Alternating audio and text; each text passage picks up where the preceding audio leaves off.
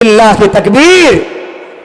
সবাই আমাদের আজকের প্রধান মেহমান চলে আসছে, আমার শায়খ মুর্শিদ হযরতুল আল্লাহ মাওলানা আব্দুল খালেক শরীয়তপুরী দামাত বারাকাতুহুমকে বরণের জন্য সবাই মিলে হাত দুইটা উপর দিকে তুলি, সবাই সবাই সবাই হাত দুইটা। লিল্লাহি তাকবীর, নারে তাকবীর। আখরালবাসীর পক্ষ থেকে হয় নাই হাত দুইটা তুলেন, তুলেন উপরের দিকে তুলেন। লিল্লাহি তাকবীর, লিল্লাহি তাকবীর। আখরালবাসীর পক্ষ থেকে, আখরালবাসীর পক্ষ থেকে লিল্লাহি তাকবীর। আমাদের হযরত চলে আসছে। আর টেনশন আসেনি, ভয় আসেনি কোনো? আপনারা টেনশনে ছিলেন হুজুর আসে কিনা, হুজুর আসছে দেখছেন তো, হুজুরের গাড়ি দেখছেন তো? আলহামদুলিল্লাহ, সবাই পড়ে জোরে শুনে বলি আলহামদুলিল্লাহ। মুসলমান ভাইরা রে, আমার যুবক বন্ধুরা, পর্দার আড়ালের মা বোনেরা, গভীর মনোযোগ দিয়ে শোনা চাই। কোরআনকে মহব্বত করলে কেমন দাম পাওয়া যায় আমার আল্লাহ, কোরআনকে মহব্বত করলে কেমন দাম বাড়ায়া দেয়। বাইসাইকেল করা যাচ্ছে, লোকটারে জিজ্ঞাসা করে, ভাই আপনি কি জানাজা পড়াইতে পারেন? বলে হ্যাঁ পারি। আপনি কি কাফন করাইতে পারেন, দাফন দিতে পারেন? বলে হ্যাঁ ভাই পারি।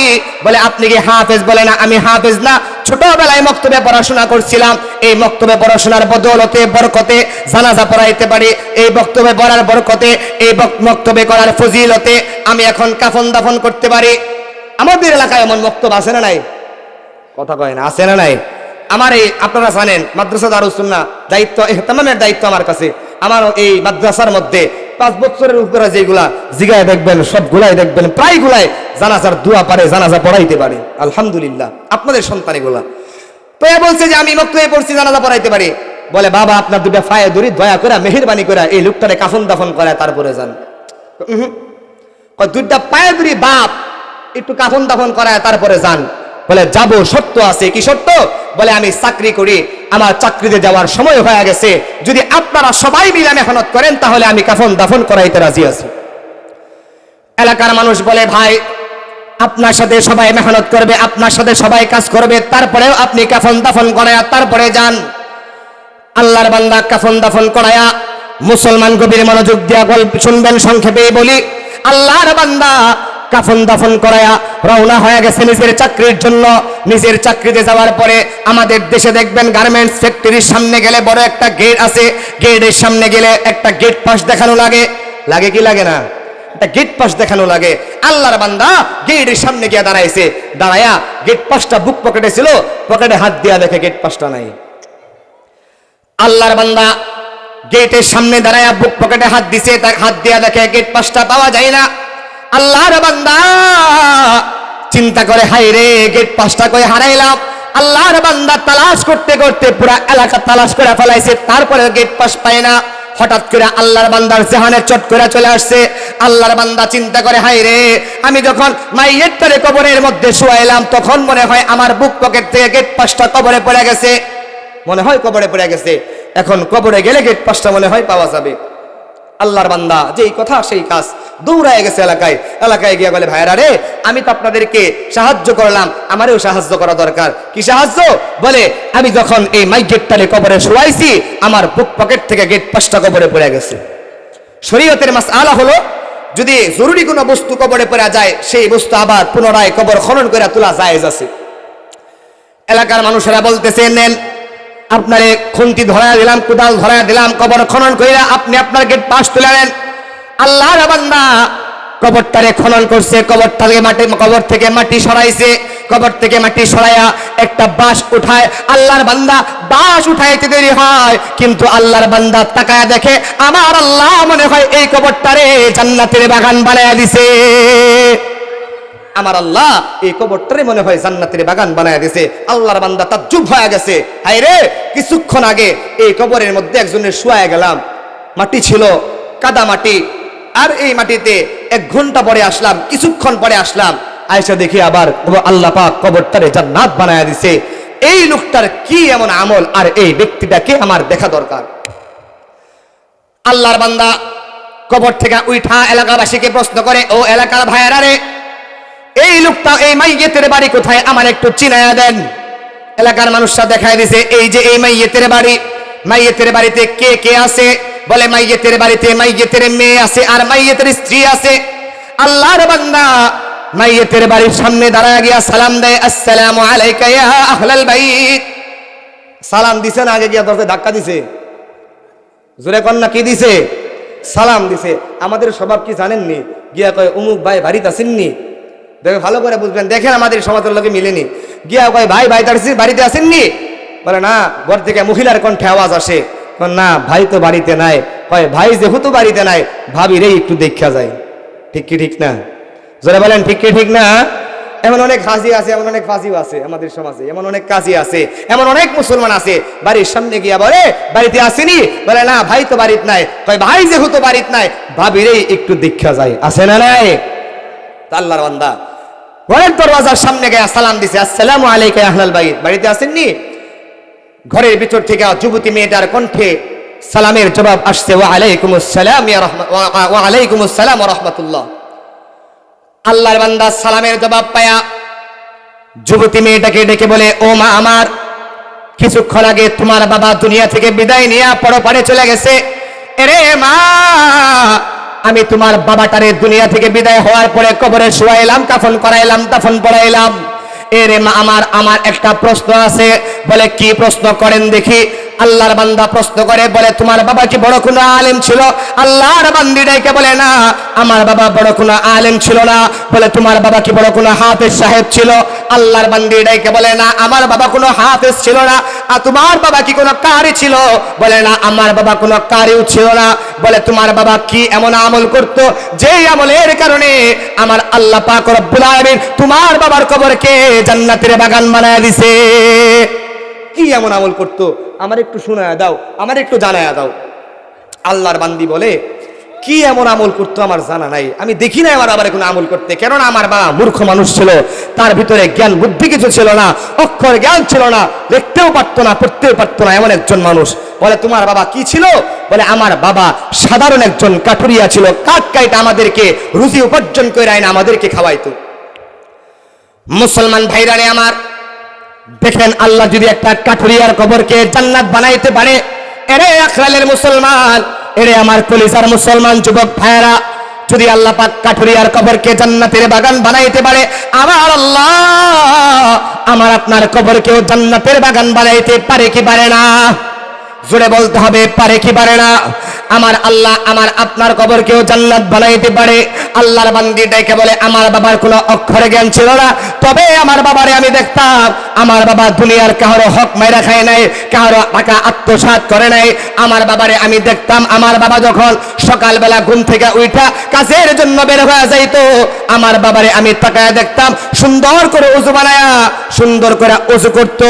ওযু করার পরে আমাদের তাকের উপরে একটা বই আছে, এই বইটা হাতের মধ্যে নিত আর হাত বুলাইতো আর বলতো, এ মেরা মাওলা কা ফরমান হ্যায়, এ ভি সচ কাহা, এ মেরা মাওলা কা ফরমান হ্যায়, এ ভি সচ কাহা। সুবহানাল্লাহ বলতো এটা, এ মেরা মাওলা কা ফরমান হ্যায়, এ ভি সচ কাহা, এ মেরা মাওলা কা ফরমান হ্যায়, এ ভি সচ কাহা। আচ্ছা, তারপর কি করতো? বলে আমার বাবা পড়তেও পারতো না, আমার বাবা লিখতেও পারতো না, হাত বুলাইতো আর বলতো, এ মেরা মাওলা কা ফরমান হ্যায়, এ ভি সচ কাহা, আর দুই চোখ দিয়ে ঝর্ণার মতন পানি ছেড়ে দিত। আর কি করতো? বলে আমার বাবা কাজে চলে যাইতো, কাজে চলে যাওয়ার পরে আবার বিকাল বেলা যখন আমার বাবা ঘরে আসতো, আমি তাকায় দেখতাম আবার সুন্দর করে ওযু বানাইতো। ওযু বানানোর পরে ওই তাকের উপর থেকে বইটা আবার নামাইতো, নামায়া আবার ওই বইয়ের মধ্যে হাত বুলাইতো আর বলতো, এ মেরা মাওলা কা ফরমান হ্যায়, এ ভি সচ কাহা, এ মেরা মাওলা কা ফরমান হ্যায়, এ ভি সচ কাহা, এ মেরা মাওলা কা ফরমান হ্যায়, এ ভি সচ কাহা। এটা আমার আল্লাহর ফরমান, এটা সত্য, এটা আমার আল্লাহর ফরমান, এটা সত্য। আল্লাহর বান্দা ডেকে বলে, মা ওই বইটাকে আমার হাতে একটু তুলে দিবা। আল্লাহর বান্দি বইটা এনে হাতের মধ্যে তুলে দিছে। মুসলমান বাবারা, যুবক ভাইরা গভীর মনোযোগ দিয়ে শোনা চায়, আমার আপনার ঘরের মধ্যে কোরআনকে কত অবহেলা করা হয়। আল্লাহর বান্দা বইটা হাতের মধ্যে নিয়ে দেখে, এটা দুনিয়ার সাধারণ কোনো বই না, এটা হলো আমার আল্লাহ পাক রব্বুল আলামিনের কালাম, কালামুল্লাহ, আমার আল্লাহর কালাম, কালামুল্লাহ। আল্লাহর বান্দা হাত বুলায়া কালামুল্লাহর পৃষ্ঠা খুলে তাকায় দেখে, এক এক পৃষ্ঠার মধ্যে আল্লাহর বান্দার চোখের পানির ফুটা দেখা যায়। আল্লাহর বান্দা এবারে ডেকে বলে, ও মা আমার বুঝতে আর বাকি নাই, আমার জানতেও আর বাকি নাই। মারে আমার বুঝতেও আর বাকি নাই, আমার জানতেও আর বাকি নাই। আমার আল্লাহ তোমার বাবারে কেন এত মর্যাদা দান করছে, আমার আল্লাহ তোমার বাবারে কেন জান্নাত দান করছে আমার বুঝতে বাকি নাই। আমার আল্লাহ এজন্যই তোমার বাবারে জান্নাত দান করছে।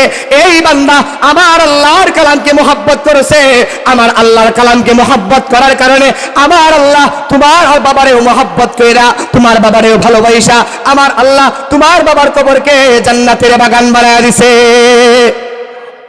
মুহতারাম হাজিরিন, যে আল্লাহ ওই কাঠুরিয়ার কবরটারে জান্নাত বানাইছে, জান্নাত বানাইছে, ওই আল্লাহ আমার আপনার কবরকে জান্নাত বানানোর ক্ষমতা শক্তি রাখে কি রাখে না?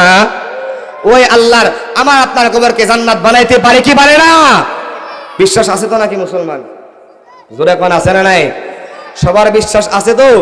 ও মুসলমান, কোরআন আজকে আমাদের সমাজে এমন হয়েছে, কোরআন রাখতে রাখতে ঘরের ভিতরে রাখতে রাখতে কোরআনের উপরে ময়লা পড়তে পড়তে ময়লার আবরণ হয়ে গেছে, তারপরেও কেউ হাতেও নেয় না, কেউ কোরআন ছুঁয়াও দেখে না, পরিষ্কার করে না, এমন ঘর আমাদের সমাজে আছে না নাই? মুহতারাম হাজিরিন, এটা তো কোরআনকে মহব্বত করার ফজিলত। কোরআনকে মহব্বত করলে আল্লাহ এই দাম দেয়।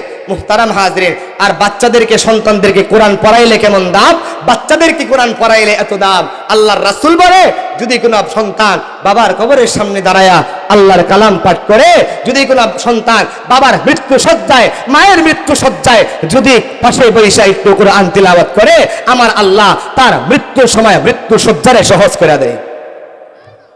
সূরা কন্যা সুবহানাল্লাহ। কোরআনওয়ালা সন্তান কোরআনওয়ালা নাতি দুনিয়া রেখে গেলে কি ফজিলত? বলে যদি কবরের আযাব হয়, কবরের সামনে দাঁড়ায়া হাত তোলা যদি আল্লাহর কাছে ফরিয়াদ করে, আমার আল্লাহ হাত তুলতে দেরি হয় কিন্তু কবরের আযাব মাফ করতে দেরি করে না। এমন সন্তান দুনিয়ায় রেখে যাওয়ার দরকার আছে না নাই? এগুলা তো করবেন না। করেন জানেন কোনগুলা? এই ভাই বলতেছি না যে আপনার সন্তানকে ডাক্তার বানানো নিষেধ, ইঞ্জিনিয়ার বানানো নিষেধ। আমরা মাদ্রাসায় পড়াশোনা করছি, এদিক দিয়ে রাস্তাও শেষ করছি, ওদিক দিয়ে বাংলাও পড়াশোনা করছি। এমন অনেক আছে যে এদিক দিয়ে মাদ্রাসায় পড়ে, ওদিক দিয়ে আলে বড় অন্য সেক্টরে অন্য সাইডে পড়াশোনা করে। এমনও বলতেছি না আপনার সন্তানকে ডাক্তার বানাবেন না, বলতেছি না। কেননা মুসলমানের ডাক্তারের দরকার আছে না নাই? এখন যদি হিন্দু বৌদ্ধ খ্রিস্টানেরা ডাক দিয়া কয়, ও মুসলমান তোমাদেরকে আর আমরা হিন্দু ডাক্তাররা সেবা দিব না, কিছু করার আছে, আমাদের কিছু করার আছে।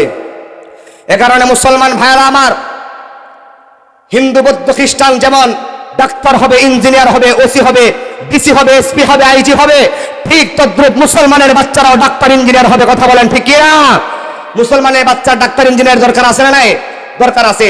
তবে আপনার সন্তানকে মূল প্রথম শিক্ষা কোরআনে শিক্ষা দেওয়ার দরকার আছে না নাই? জোরে বলতে হবে, আছে না নাই? আমাদের সন্তানদেরকে কেজি স্কুলগুলোতে শিক্ষা দেওয়া হয়, জানেন নাকি?